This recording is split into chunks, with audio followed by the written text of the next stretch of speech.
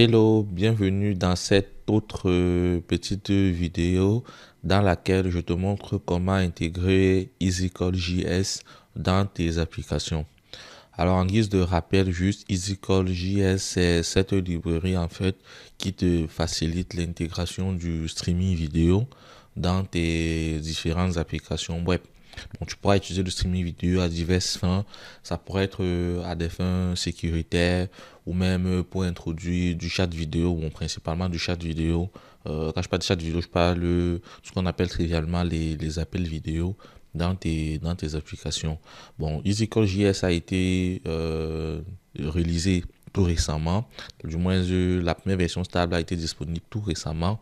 Et dans cette première version stable, en fait, vous avez pour l'instant la possibilité d'introduire, comme je disais à l'entame, du streaming vidéo déjà dans les applications. Maintenant, la prochaine version stable qui s'annonce, en fait, permettra ou du moins facilitera l'intégration du partage des fichiers de manière sécurisée sans passer par des serveurs en P2P directement dans vos applications. Et justement, même pour le monde des vidéos, le streaming vidéo, en fait, aussi également, c'est que la particularité d'utiliser EasyCallJS, c'est que c'est basé directement sur du peer-to-peer, en fait. Donc, en gros, vos différents intervenants dans vos appels s'échangent directement le flux vidéo sans passer par un serveur. Il n'y a pas de serveur de serveur intermédiaire qui intervient à ce moment-là. Bon, ça a l'air très cool dit comme ça, mais tu te poses certainement la question de savoir comment l'intégrer dans tes applis. C'est justement le but de la courte vidéo d'aujourd'hui. Alors, sans plus tarder, on va essayer de générer un nouveau projet. On va l'appeler test easy call JS. Le nom de la librairie, c'est effectivement easy call JS.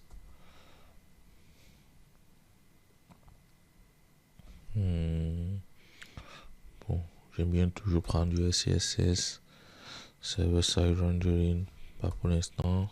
Alors, une fois le projet créé, nous allons l'ouvrir. Bon, on va l'ouvrir. On va ouais, je pense que je l'ai pas créé à l'emplacement habituel.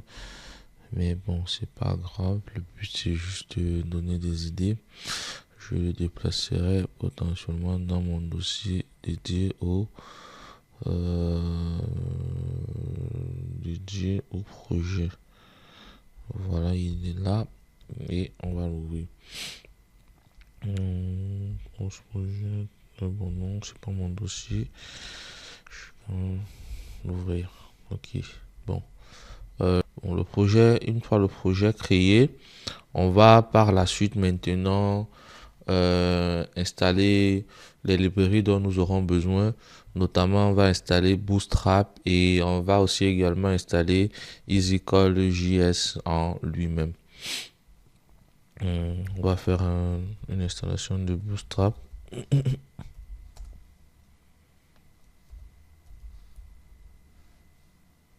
Bon, le but c'est pas ici de faire une interface forcément trop jolie, mais juste de vous montrer comment appeler les nouvelles méthodes agencées et tout pour avoir un rendu, pour avoir un résultat cohérent. Et maintenant, je vous laisserai potentiellement le soin de jouer avec ça dans vos applications respectives, voilà, afin de produire de plus belles interfaces, des expériences utilisateurs plus agréables. N'hésitez pas, puisqu'il s'agit d'un projet open source, à contribuer et même aussi au-delà de la contribution à partager aussi avec nous les cas d'utilisation que vous ferez de cette librairie.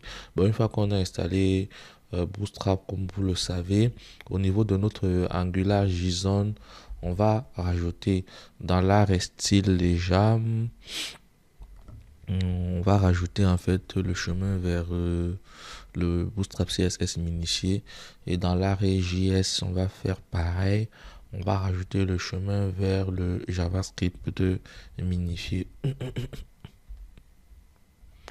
Alors, une fois que c'est fait, on va aussi installer la librairie EasyCode.js. Alors, pour ce faire, si on se rend sur npm, voilà, si vous rendez sur npm, vous avez EasyCode.js qui est là et vous allez juste copier ça. Voilà, la librairie, elle est déjà en tout en cumulé à 141 téléchargements.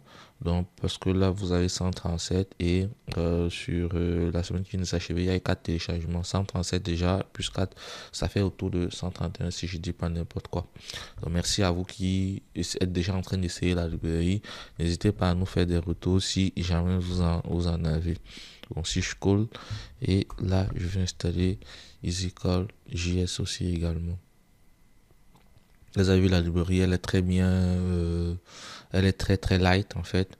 Donc, elle s'intègre facilement dans toutes vos applis sans avoir encore un gain supplémentaire en termes de mémoire ou d'espace. Et voilà. Bon, une fois que c'est fait principalement, on va créer un premier composant qu'on va appeler Home Component.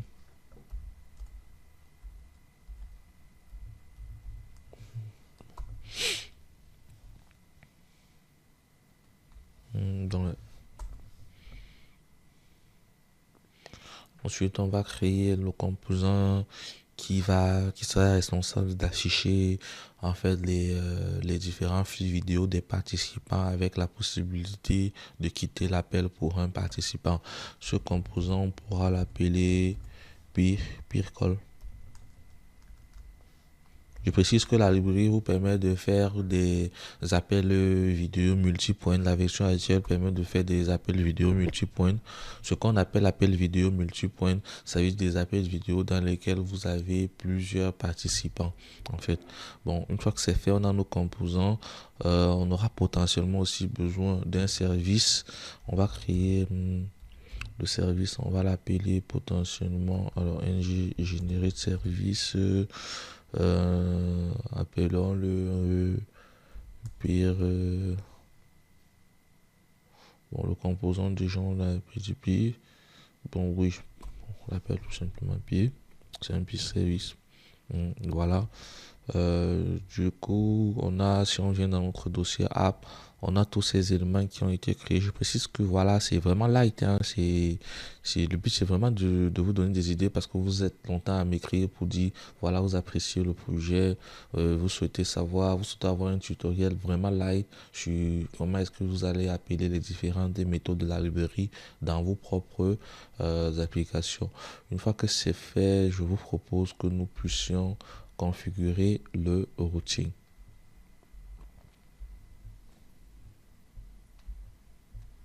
Alors pour configurer le routing, on va avoir un premier chemin qu'on va appeler home.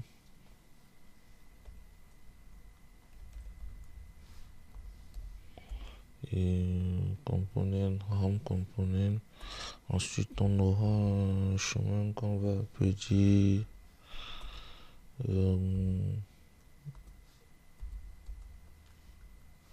bon, vraiment, ça je donne juste des idées, mais dans vos vrais scénarios applicatifs, vous serez libre d'agencer vos chemins, vos configurations comme vous le souhaitez vraiment.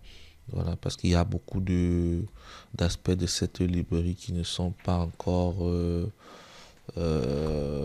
très bien utilisés ou très bien compris par ceux qui intègrent la librairie. C'est pourquoi je prends sur moi de faire cette formation le matin.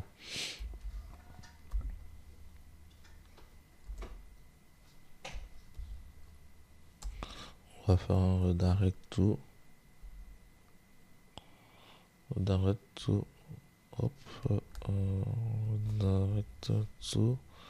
Et on va mettre là. Il redirige tout home. Bon, ici je ne mets pas de path wheel 4, mais bon, c'est vraiment parce que je suis dans un tutoriel simpliste. Mais bon, vous imaginez bien que dans une vraie application, dans la vraie vie, toujours définir un path Impact 2004.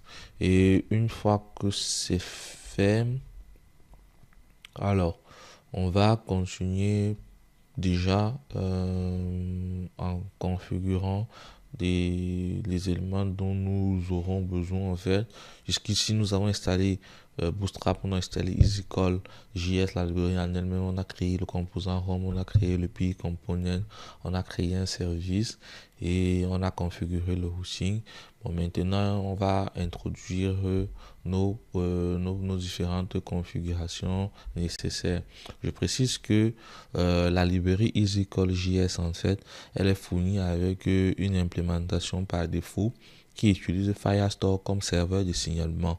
Mais il est tout à fait possible d'étendre en définissant juste l'interface, ou du moins en réimplémentant juste l'interface call process. Il est tout à fait possible en fait pour vous de pouvoir vous-même aussi implémenter votre propre serveur de signalement, par exemple en utilisant Node.js et des sockets. Voilà, donc le but, la librairie se veut vraiment étendable, mais pour ceux qui veulent rapidement avoir un truc qui marche, voilà, on vous a mis à disposition une implémentation par défaut fournie qui utilise Firestore. Voilà, je préfère insister là-dessus parce que c'est extrêmement important que vous sachiez que vous n'êtes pas du tout obligé d'utiliser Firestore. Vous pouvez étendre la librairie. Et pour ceux qui souhaitent quand même utiliser Firestore, pas besoin de connaître comment Firestore ça marche en profondeur. Alors, ce qu'on va juste faire, ce que vous devez juste faire, c'est aller créer un projet sur Firestore, sur Firebase de Google. Et une fois que vous avez créé ce projet, bah, tout simplement, vous récupérez la configuration. Moi, je me servirai, dans le cadre de ce tutoriel-ci, je me servirai d'un projet vide.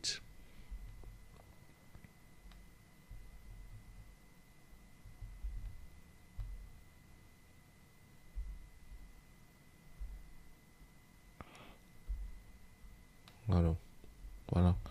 Je me servirai si je viens là sur ce projet-ci qui s'appelle Cotano.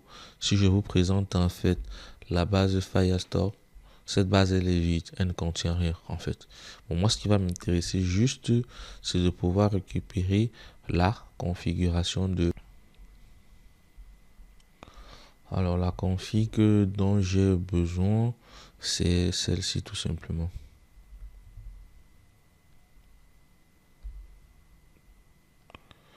Alors, une fois que j'ai cette config, bon, je peux l'exporter là dans mon pire. Bon, mais vous, certainement dans la vraie vie, dans une vraie application, vous allez centraliser vos configs dans un fichier de config, vos modèles éventuellement dans un fichier dédié. Bon, si je l'appelle Firebase config et je dis qu'elle est voilà, voilà la config pour mon projet en fait. Et ensuite, j'aurais besoin d'une configuration pour mes serveurs Stun et Stun. En fait, les serveurs Stun et Stun et Turn, Stun, STURN et Turn, TURN, en fait, sont des serveurs qui seront utilisés par WebRTC. Vous savez, votre librairie EasyCall.js, c'est une librairie en fait qui se base sur WebRTC pour favoriser le streaming entre pairs sans passer par un serveur. Et du coup, dans des contextes très spécifiques, par exemple, où ça ne sera pas possible entre deux pairs de pouvoir streamer entre eux de manière directe, les serveurs Stun et Turn prennent le relais. Bon, pour ça, il y a une configuration par défaut. N'hésitez pas à la récupérer. Dans le GitHub de ce projet que je vais publier, il y a une config particulière, en fait, une config par défaut que vous pouvez utiliser. Maintenant, bon, peut-être dans une prochaine PR, cette config par défaut sera figée en dur dans l'application. Mais voilà, là, c'est des serveurs Stun et Turn de Google, le serveur libre d'utilisation free que vous pouvez utiliser. Bon, dans un contexte d'entreprise, même ça aussi, vous pouvez le personnaliser. Donc, en gros, vous pouvez avoir vos propres serveurs Turn et Stun. Et voilà, vous mettez la config qui contient l'URL vers ce serveur, éventuellement vos identifiants de connexion. Car la librairie en entrée, elle attend bien évidemment cela. Maintenant, une fois qu'on a rajouté ces deux paramètres d'entrée qui sont cruciaux, la config de Firebase et ainsi que la configuration de nos serveurs Stun, bon, on va continuer potentiellement maintenant en injectant le bon service. On va procéder à la construction du bon service. Alors pour le faire, je vais regarder là dans AppConfig.js. Voilà. Maintenant, afin de pouvoir procéder à la configuration du bon service, parce que quand vous venez dans la doc d'utilisation, si vous venez dans la doc d'utilisation, on vous dit d'utiliser, je précise que la librairie, elle est utilisable sur tous les frameworks, que ce soit Angular, que ce soit React, que ce soit Vue.js. Quand vous venez dans la doc, en fait, la petite doc, elle aussi, évidemment, sera mise à jour afin d'introduire des cas plus concrets. Donc, on vous dit, utilisez le mécanisme de gestion de dépendance de votre framework préféré pour injecter le call process service API. Mais avant ça, avant de le faire, on va d'abord faire quelque chose, c'est qu'on va dire à Angular d'utiliser le 8, Component Input Binding. Voilà, le fait de l'utiliser, ça va nous faciliter quoi? Ça va nous faciliter en gros si vous voulez la récupération des paramètres. Bon, qu'est-ce qui se passe là? Il est en rouge, il faut l'importer. Voilà, ça va nous faciliter en fait l'utilisation la récupération autant pour moi des paramètres directement dans l'application. Une fois que j'ai dit ça, on va continuer maintenant par la suite avec un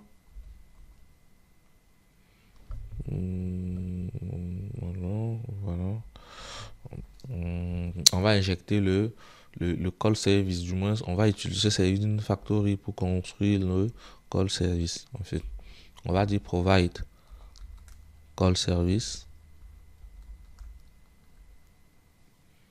call process service depuis EasyCall.js et voilà, on va faire un use factory.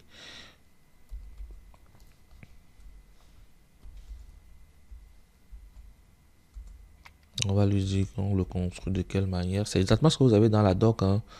Si je reviens dans la doc, on vous dit en fait, tu injectes call with its dependence. Donc voilà, la dépendance, comme on va voir tout à l'heure de call process service, c'est vous avez Firebase call process qui est l'implémentation par défaut. Mais si vous aviez défini votre propre, parce qu'en fait, en entrée, call process service prend en entrée une interface. Donc justement, on est dans une architecture où on a découplé les détails de bas niveau des détails de haut niveau. Donc ça vous permet facilement d'étendre la librairie. En fait, il y a cette mécanique d'injection, on a des configs de Firebase et les configs en fait de l'iServer que nous avons fait tout à l'heure. En fait. Et en gros là, on va construire en fait notre call process service, mais call process service, comme dit tout à l'heure, comme dit précédemment en fait, lui prend en entrée plusieurs éléments parmi lesquels là votre propre implémentation du serveur de signalement. Mais si vous n'avez pas de propre implémentation, nous vous avons fourni déjà une implémentation qui s'appelle Firebase Call Process. Alors cette implémentation, elle va prendre en entrée notre config, notre configuration. Rappelez-vous notre fameux Firebase config que nous avons défini ici. Le voici, notre fameux Firebase config. Pas besoin de connaître comment Firebase fonctionne, juste ça en fait. Et là, ce que j'ai fait par la suite, donc, j'ai Firebase Call Process. Il y a encore d'autres paramètres qui sont attendus éventuellement par ma librairie, comme notamment la configuration de Firebase, en fait. Et là, je mets un peu configuration. Et enfin, il y a un dernier autre élément qui doit aussi être rajouté, qui concerne en fait les contraintes. Bon, ça aussi également, les contraintes, c'est quelque chose que vous fixez par vous-même. En gros, vous dites si vous avez besoin à la fois de la vidéo et de l'audio, et si vous avez besoin de la vidéo, quelle est la taille en fait de la vidéo qui doit être streamée, quoi, notamment le width et le rec. Bon, moi, ça, c'est une config que j'ai déjà par défaut, libre à vous de la définir comme vous le souhaitez. Moi là, voilà, voici ma contrainte. Voilà, je dis vidéo, je précise le 8 si vous voulez, 200 sur 400. Je précise aussi, bon, entre 200 et 400 autant pour moi, je précise le rig aussi entre 200 et 400. Et je dis audio true pour dire qu'en fait, je souhaite aussi que l'audio soit streamé. Et si on revient donc ici, le dernier paramètre qui nous reste, c'est constraint. Bon, ça aussi, il faut l'importer depuis notre... Bon, dans une vraie application, je précise, vous allez potentiellement, en fait, centraliser toutes vos configs. Potentiellement, ça va varier par environnement, soit dans des fichiers d'environnement, soit dans des fichiers de configuration dédiés. Alors, ce qu'on vient de faire là, c'est qu'on vient de se servir d'une factory pour pouvoir construire notre call process service qui lui est hautement configurable. Vous avez remarqué qu'il attend en entrée, en fait, votre serveur de signalement. Si vous n'en avez pas, c'est pas grave. Nous vous fournissons déjà une implémentation basée sur Firebase. Il suffit juste de créer un projet Firebase, de mettre sa config. Pas besoin de connaître comment Firebase fonctionne de manière sous-jacente. Vous pouvez commencer ainsi, vous faire une idée de la librairie et plus tard, peut-être pourquoi pas vous-même implémenter votre propre serveur de signalement en vous inspirant même de l'implémentation par défaut. Firebase, il est tout à fait possible. Parce que dans l'implémentation par défaut, nous l'avons voulu assez bien détaillé. Il suffit juste de regarder le code source et vous pouvez implémenter votre propre implémentation. Une fois que c'est fait, on a déjà jusqu'ici procédé à la configuration de notre librairie. Maintenant, donc, on peut passer par la suite au code source en lui-même. On va commencer par travailler un peu sur notre service peer service. Dans notre peer service, avant toute chose, on va définir deux modèles de données, en fait, si vous voulez. Premier modèle, on pourra l'appeler call param. Bon, c'est une interface. Hein.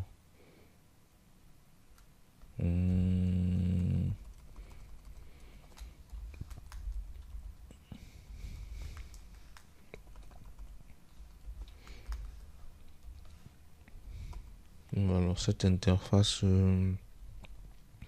elle aura un paramètre. Voilà, on va commencer par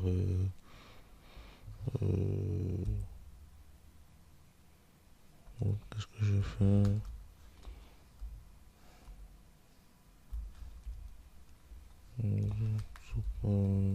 Les identifiants des utilisateurs à appeler.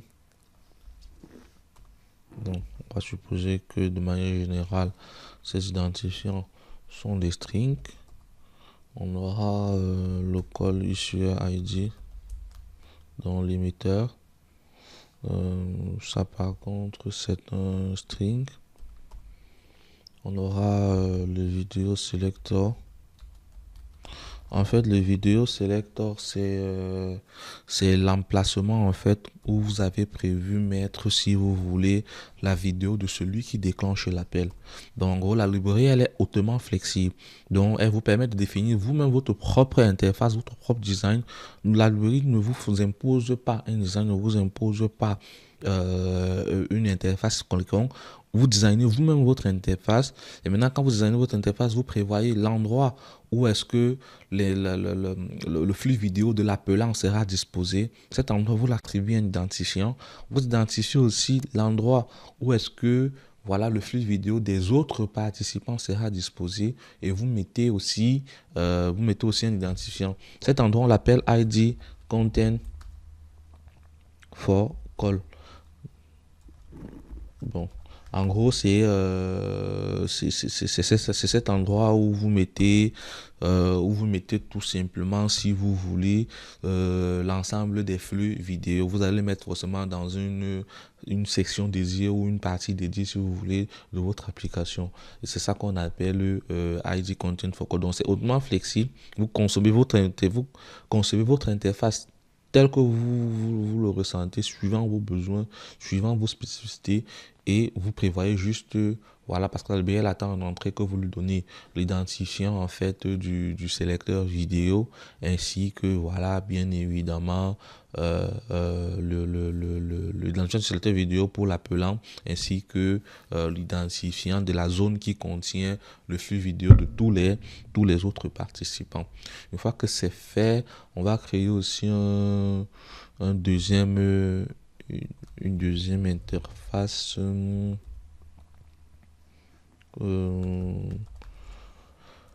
Alors, j'ai interface. Hop, qu'est-ce que j'ai fait? On va créer une deuxième interface qu'on va appeler école.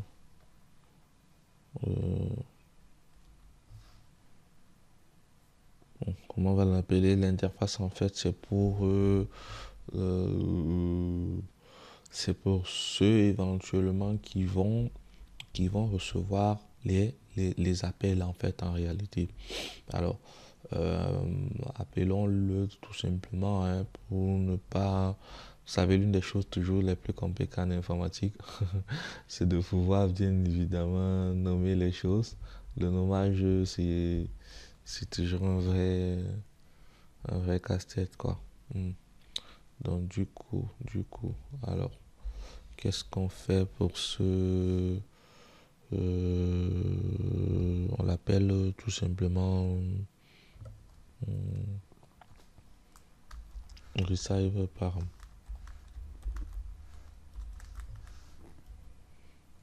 Receive param.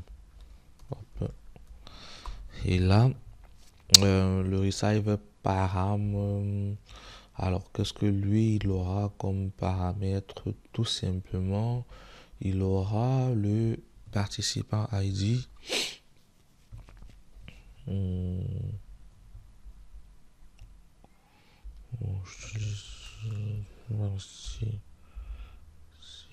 ID qui sera un string.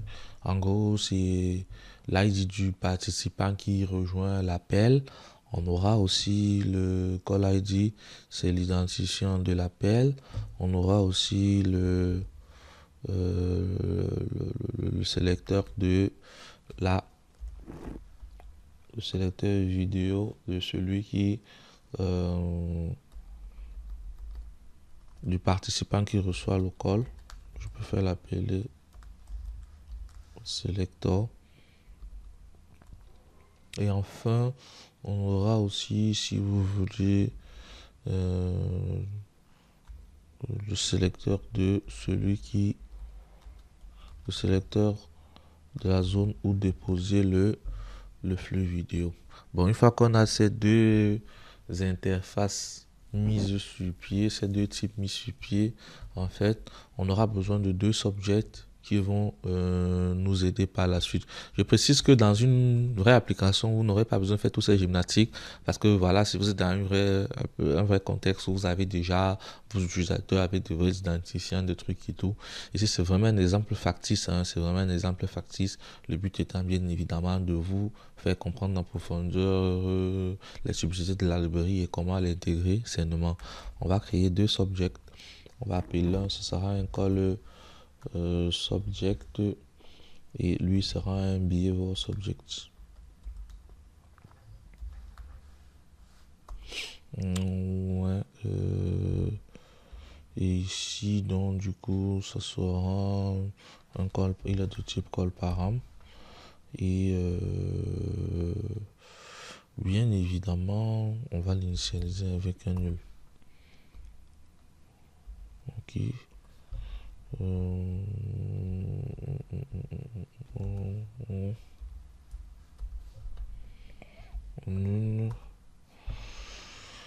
Et ici on aura un call subject. Ici, lui, c'est pas call param, c'est plutôt receiver param. Voilà nos deux subjects. Bon, une fois que c'est fait, donc, commençons à rédiger la logique proprement dite de l'application. Nous étant déjà configuré, commençons à rédiger la logique propre à notre appli. Alors, on va aller sans plus tarder dans le Home Component. On va commencer potentiellement par le TS. Ouais. On va dans le TS commencer d'abord par injecter. Bien évidemment, on va injecter d'abord nos services. On aura le pire service qui lui sera égal à...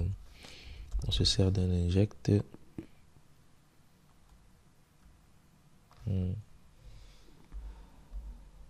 À l'entrée. Ok. Et ensuite, on aura notre, vous savez, notre service que nous avons, le service que nous avons initialisé, nous avons construit tout à l'heure via une factory. Ça, on pourra l'appeler call service ou signal main service, comme vous voulez, mais je préfère l'appeler call service. Comme ça, c'est un peu plus générique et spécifique à ce qu'on veut faire. Ici, c'est call, hop, qu'est-ce que j'ai fait? Ici, c'est call process service. Ok. Alors, j'aurais besoin aussi d'une variable qui va me permettre de savoir si l'utilisateur a un appel en cours et si il a déjà une variable qui permet soit d'afficher, soit de désactiver le bouton, soit de masquer autant pour moi le bouton permettant de décrocher un appel. Donc décrocher ou si vous voulez de prendre un appel quoi. Je peux l'appeler istq call. C'est un booléen que j'initialise à false. Et par la suite, en fait, vous vous rappelez, on a rajouté dans notre config ici un 8 component input binding. C'est parce qu'à des fins de test, justement, je prévois de récupérer des paramètres de route.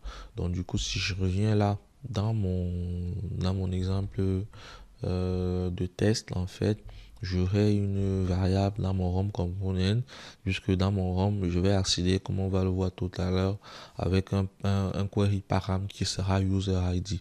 Donc, je me sers d'un input.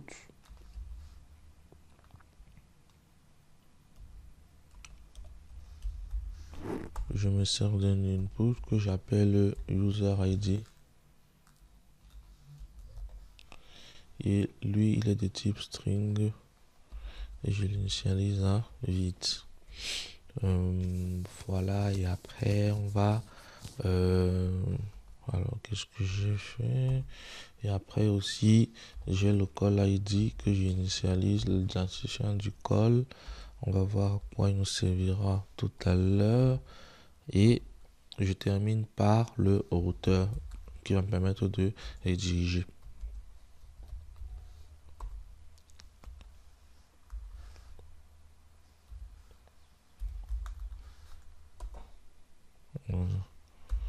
Ok. Pardon. Une fois que c'est fait, voilà, on va créer donc la méthode qui permet de déclencher l'appel.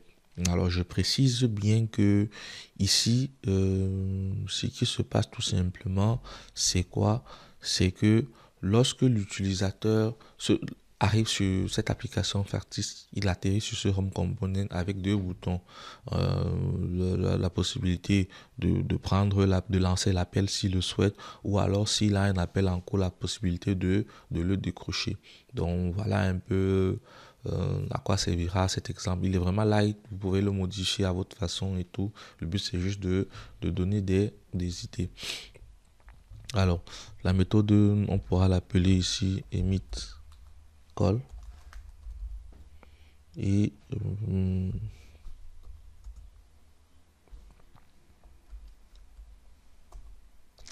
c'est une méthode void, non?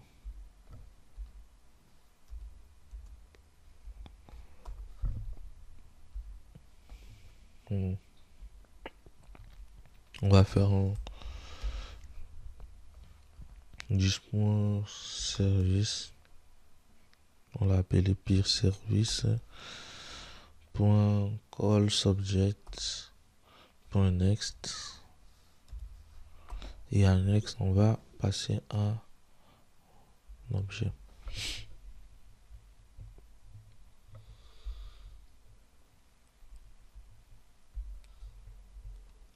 Alors, en next, qu'est-ce qu'on va faire? On va passer un objet. On va commencer par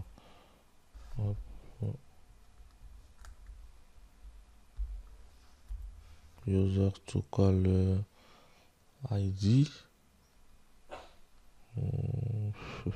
Cette suggestion là souvent c'est bon. On va mettre en dur, hein.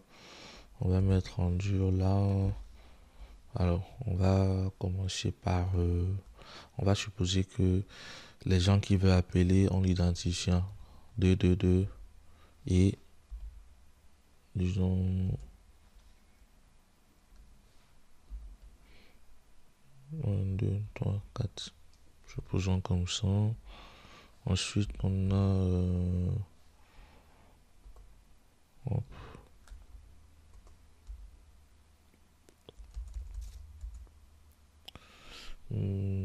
collision ID.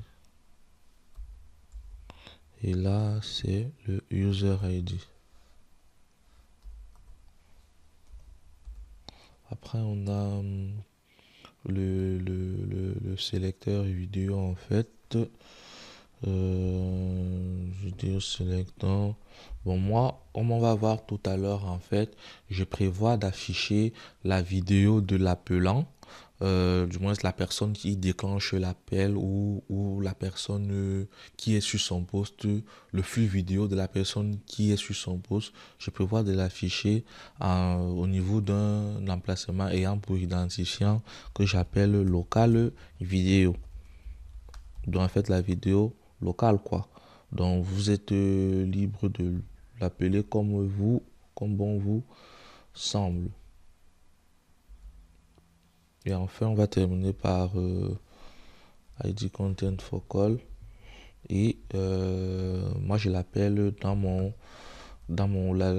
HTML, comme je vais vous le présenter tout à l'heure.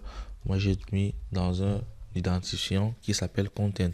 L'ensemble des flux vidéo va s'afficher dans un identifiant qui va s'appeler content. Donc voilà. La méthode emit_call qui sera appelée comme je vais vous présenter tout à l'heure par le bouton en fait qui déclenche l'appel. Alors on va aussi écrire sans plus tarder la méthode tcall. Bon, la méthode tcall c'est un peu similaire.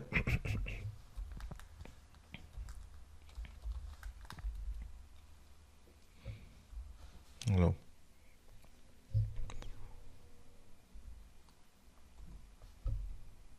la méthode de tcall, on va commencer dans un premier temps déjà d'abord à mettre la variable à false une fois de plus. Bon, false pour dire que une fois qu'il a décroché l'appel, on rend le bouton qui permet de décrocher ou du moins de prendre l'appel invisible. Et ensuite, maintenant, on appelle notre service peer service et on va faire un point tcall subject .next et voilà, on va passer en fait un paramètre si vous voulez. Bon, lui il prend en paramètre en fait notre le participant ID qui sera en fait alors participant ID c'est l'utilisateur connecté. On a aussi également, si vous voulez, le code ID, c'est ça. Et après, on a le sélecteur pour la vidéo locale. Comme toujours, on va l'appeler local vidéo. Et on a... alors, non, c'est quoi ça encore? Pourquoi il a dupliqué? Euh, bon, c'est un peu souvent ça le danger de l'IA. Il faut toujours contrôler. Et le dernier champ, c'est... voilà, ID, Content Focal Selector. Et lui, ce champ, c'est Content comme tout à l'heure. Une fois que c'est fait, donc, on va au niveau de... Une fois que c'est fait, donc... On va donc maintenant rédiger l'utilisateur vers le composant qui a pour but en fait, si vous voulez, d'afficher ces différents flux vidéo. Bon. Là, on redirige vers notre call. Vous savez, ici dans les routes, on a une route de call qui prend en paramètre le truc. Alors, c'est Rome component et on va mettre user ID. Donc voilà un peu notre méthode de T-call. Donc en gros, dans cette méthode, ce qu'on va faire, bon, avant d'expliquer, faisons d'abord notre fameux ND on change qui lui va récupérer le paramètre de root user ID. On change. Et là on va définir ng on change. Notre ng on change, bon, dans un début, on va se rassurer qu'on a bien évidemment le bon user ID qui a été défini. Et ensuite, on va faire, on va appeler en fait la méthode de notre call service qui permet d'écouter l'appel entrant. Donc, en gros, on a la méthode track call dans le service, dans le call service, qui écoute en fait les appels entrants. Et lorsqu'il y a un appel entrant, vous pouvez faire tout un tas d'actions, comme par exemple faire sonner l'appel, rendre visible le bouton qui permet de le bouton qui permet de décrocher ou du moins de prendre un appel. Je précise qu'à chaque fois que je dirais décrocher, ça veut dire prendre un appel. Donc à ce moment maintenant, donc j'appelle notre call service avec la méthode de track call. La méthode de track call, elle n'est pas sans paramètre l'identifiant de l'utilisateur connecté. Et ce qui va se passer, tout simplement, c'est quoi? C'est que, on aura, si vous voulez,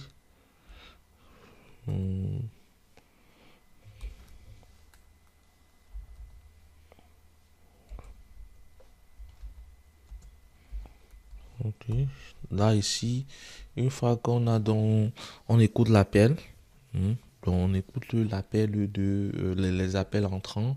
Quand il y a un appel entrant, je précise ici, vous pouvez faire, par exemple, faire sonner l'appareil. Bon, on ne le fera pas dans le cadre de ce tutoriel, mais vous pourrez le faire.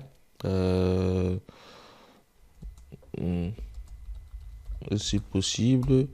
Et ensuite, maintenant, ce qu'on va faire, c'est qu'on va par la suite, en fait, faire les autres actions. Comme par exemple, en fait, rendre visible le bouton qui permet de prendre un appel. Et après aussi, le track en fait, le track call permet de récupérer l'identifiant de l'appel.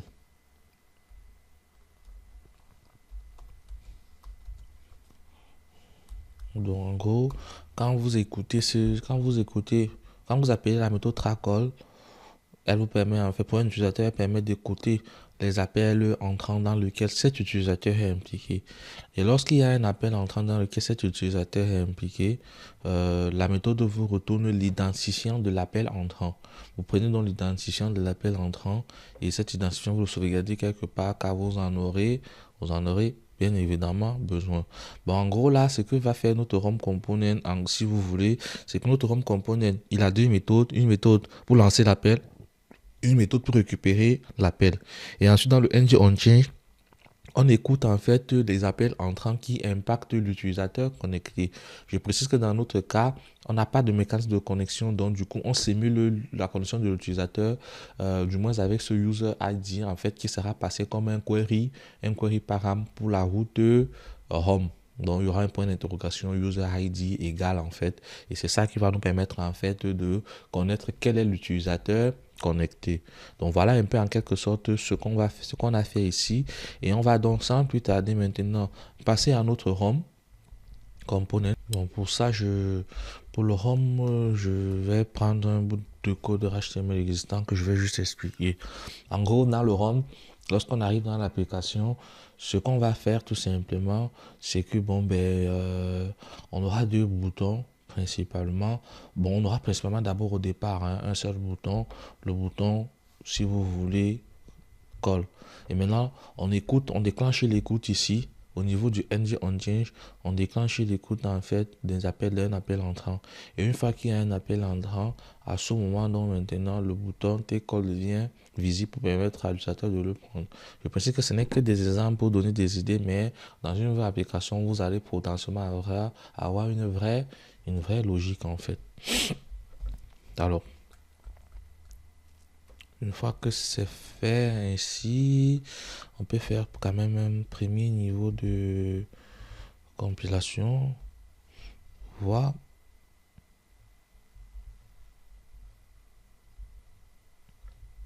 Donc ça, on le démarre en mode... En mode...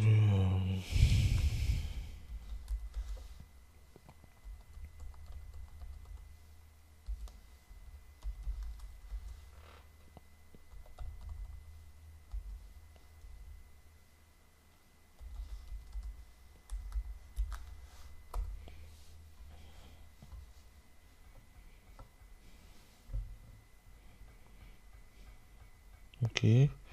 Plusieurs sont proposés. Si on travaille avec le dernier.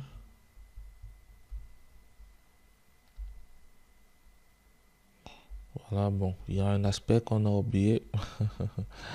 C'est que ici, au niveau de notre app component, on n'a pas commenté. Voilà. Voilà. Auteur roulette et voilà.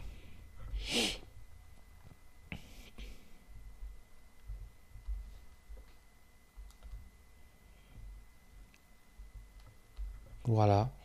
Notre fameux bouton call est là. Continuons notre emblème et au fur et à mesure, notre application prendra forme pour que vous compreniez exactement où nous sommes en train d'aller. Maintenant, on va aller au niveau de notre pcall component qui lui contient en fait, qui lui est responsable, si vous voulez, de l'affichage des flux vidéo de tous les participants. Alors, comme toujours, on va commencer par, si vous voulez, d'abord injecter notre call service. Nous en aurons besoin, du moins les deux services, le call service qui vient de la librairie EasyCallJS. Ici, c'est plutôt call process service. Alors, ici, au lieu du call service, maintenant, on va définir un peer service. Voilà. Après, on va définir un call ID.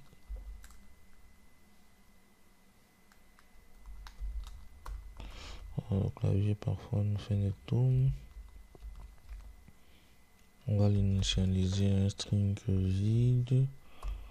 Après, on aura potentiellement besoin d'un input, toujours comme toujours, hein, pour récupérer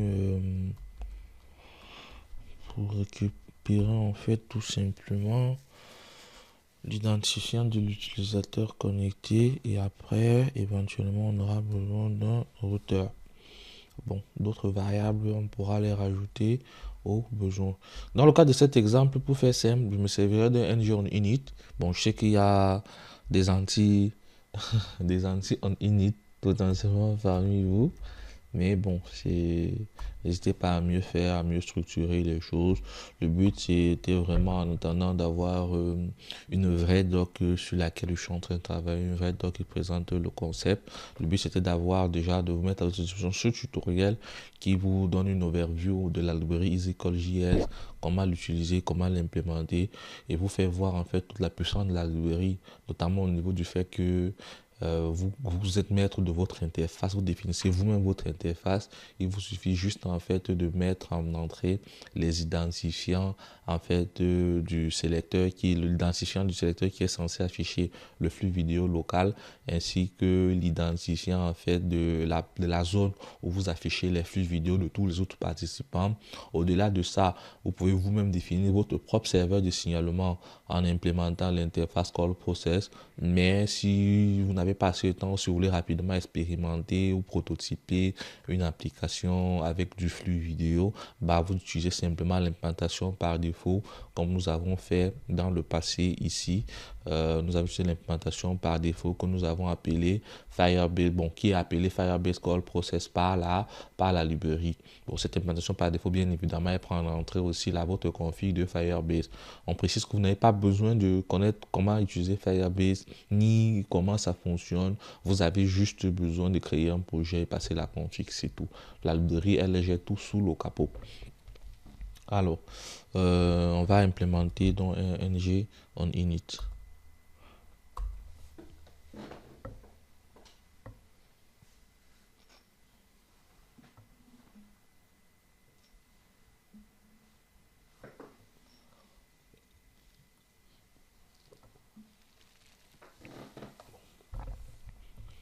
La première des choses déjà à faire, alors pour aller un peu plus vite, je pense que potentiellement, puisque oui, le but c'est d'en faire une vidéo un peu courte, je vais prendre ce code et je vais vous l'expliquer. En gros, ce que nous faisons ici, c'est quoi? C'est que on va souscrire, on va déclencher une écoute, un écouteur en fait vers notre call subject. Et quand on déclenche l'écouteur vers notre call subject, le but c'est de récupérer l'objet qui a été émis et de passer ces méthodes ces paramètres à la méthode initialize call de la librairie. La méthode initialize call de la librairie, qu'est-ce qu'elle fait? Cette méthode, elle initialise votre appel et tout, et elle retourne un identifiant d'appel. Cet identifiant, donc maintenant, il est utilisé pour écouter en fait les potentielles personnes qui vont quitter l'appel. C'est très important, ce handle leave call de call service toujours.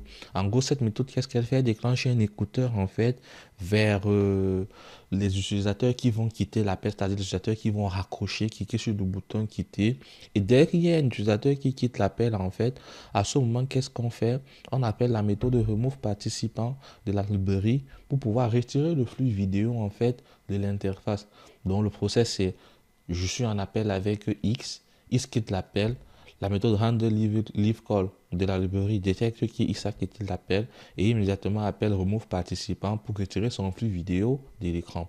Et par la suite, le handle leave call là, ce n'est qu'un écouteur, mais en gros, quand il y a eu une nouvelle donnée qui est émise en fait dans le ROM, c'est-à-dire ici, un utilisateur a lancé l'appel, il a émis l'appel.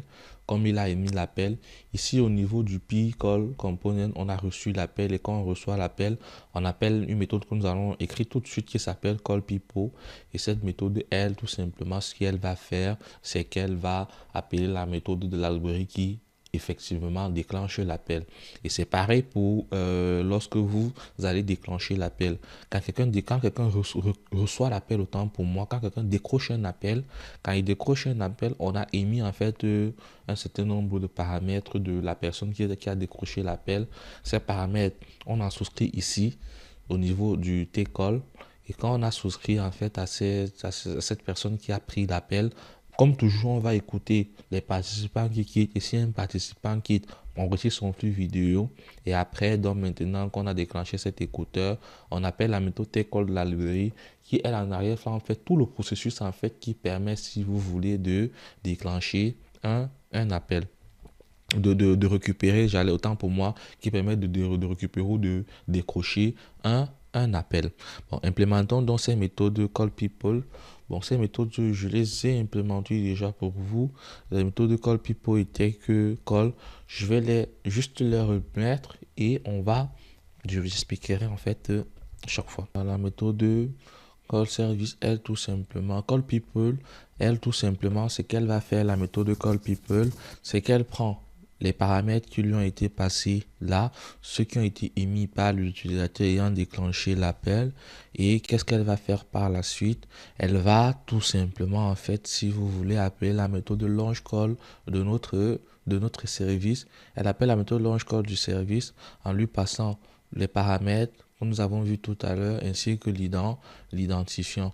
La méthode de take call aussi, c'est pareil. Elle va prendre en paramètre le participant, si vous voulez, la personne qui a déclenché l'appel, le sélecteur en fait pour l'utilisateur local et le sélecteur pour le flux vidéo des utilisateurs distants. Donc voilà un peu en gros quelques méthodes dont nous aurons besoin. Bon, en dehors de ça, en plus de ça aussi, on aura besoin d'une autre méthode qui elle est très importante, qui permet de quitter l'appel. Donc cette méthode, je l'ai implémentée. Il y a déjà des bouts qui existent, qui seront disponibles dans la doc, et juste je colle cette méthode et je l'explique. En fait, en gros, que fait la méthode de release call? La méthode de release call, elle vous permet de quitter l'appel tout simplement, comme on va voir tout à l'heure. Et quand vous décidez de quitter l'appel, on appelle la méthode de release call de la librairie qui fait tout un process en arrière-plan. Et une fois que c'est terminé, on vous redirige encore vers le ROM pour que si éventuellement vous le souhaitez, vous puissiez redéclencher à nouveau un autre appel. Voilà, une fois que le P-Call component est OK, on va procéder à l'implémentation de son HTML. C'est bientôt fini. Le HTML, comme toujours, je vous laisserai le soin de définir vous-même votre propre HTML. Mais moi, je donne juste à titre vraiment indicatif un petit exemple là-dessus. Alors, comment ça fonctionne tout simplement? Bon, là, ici, vous vous rendez compte, c'est vraiment light en fait. Bon, il participe également à l'appel. Là, on n'en a pas besoin. Le but, c'est de pouvoir lister. Si vous êtes dans une application, vous allez peut-être vouloir lister l'ensemble des gens qui sont dans le call et ceux qui ne sont pas dans le call. Ça, vous le faites très facilement avec les méthodes de la librairie. Bon, voilà, pour l'instant, j'en aurais pas besoin, je pourrais commenter. Mais voilà, ce qui va se passer, c'est que la balise vidéo qui, elle, va afficher le flux vidéo local, je l'ai mis ici, dans local vidéo, en fait. Dans local vidéo, je dis ici, identifiant local vidéo, c'est la zone où je souhaite afficher, à cet endroit, je souhaite afficher la balise, le flux vidéo de l'utilisateur local. Mais maintenant, ici, dans le compte, c'est-à-dire dans cette div-ci, ici en bas, juste ici en bas, après ça, puisque vous avez vu l'identifiant content, là, donc ici, dans cette div-ci, je prévois que l'ensemble des flux vidéo s'affichera ici en bas. Donc, ça sera injecté automatiquement par la librairie. La librairie va injecter automatiquement le flux vidéo ici. Parce que rappelez-vous, ici, dans le home component, comme ID for call content, on a mis content. Et même que ce soit pour l'appelant ou pour celui qui prend l'appel, c'est le même ID for content. Voilà, donc du coup, il vous suffit juste de designer votre belle, jolie interface. Et quand vous la designez, vous prévoyez juste l'endroit où vous voulez afficher le flux vidéo de l'utilisateur local. Vous lui donnez un sélecteur.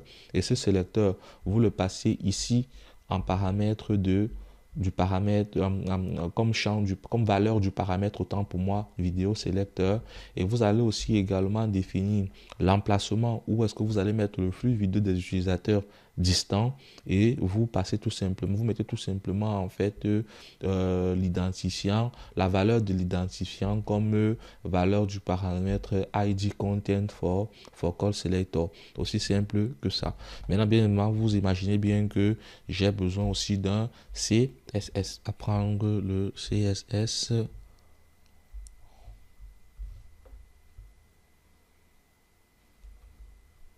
Voilà. Bon, c'est rien de bien méchant. J'ai un CSS qui permet de se rassurer qu'éventuellement les éléments sont bien mis et tout ce qui va avec, quoi. Donc voilà. Et au niveau de notre ROM component, on a dit que les identifiants des personnes que nous voulions appeler, c'était 222, 42 et 43. Bon, vous allez dans une vraie vie. Et c'est multipoint, donc vous pouvez avoir plusieurs utilisateurs que vous appelez à la fois.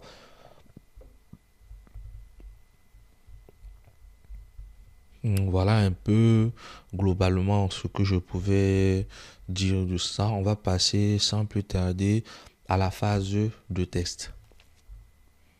Bon, juste avant les tests, un élément important pour notre méthode emit call, c'est que il faut rajouter en fait la navigation vers le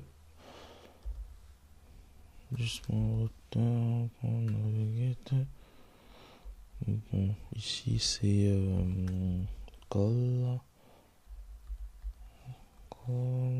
et là ici c'est user ID. Avec, comme vous savez, on fait une sorte de simulation de notre connexion. Bon voilà, normalement si je clique sur call, je suis redirigé là. Et un élément aussi à préciser, c'est que ici, au niveau de vos contraintes, il est tout à fait possible pour vous de rajouter un champ pour contrôler l'écho. Mais ici, dans le cadre de ce tutoriel, je l'ai pas fait. Bon, je vous laisse vraiment personnaliser vos contraintes comme bon vous semble. Donc voilà, que c'est fait. Avec notre ordinateur, je vais décrocher l'appel. Je vais prendre l'appel. Donc pour ce faire, je prends la caméra de ce PC.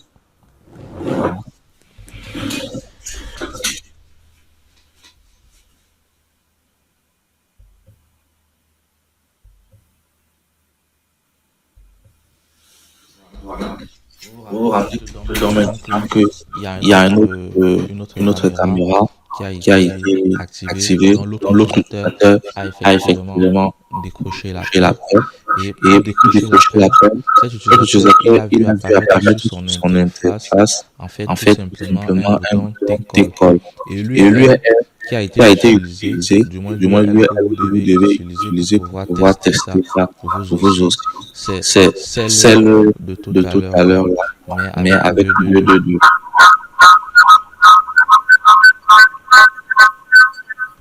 Je copie même ça. En gros, je veux le montrer. Voilà, lui, qui a permis de tester. On va mettre là. C'est ça. Donc votre prochain utilisateur qui va décrocher l'appel, lui se connecte en fait avec l'user ID égale 2. Dès qu'il se connecte, en fait, ce qu'il va voir, c'est la possibilité de décrocher l'appel. Il clique sur T-Call et vous avez ça. Bon, désolé pour l'écho, c'est parce que je suis dans la même pièce avec les deux écrans. Donc vous savez bien les que ça fait. Bon, j'espère avoir été explicite et pas très long aussi en même temps. N'hésite pas, si tu as aimé la librairie, à partager la vidéo, à l'expérimenter et fais-moi part de tes retours. Merci, à très bientôt.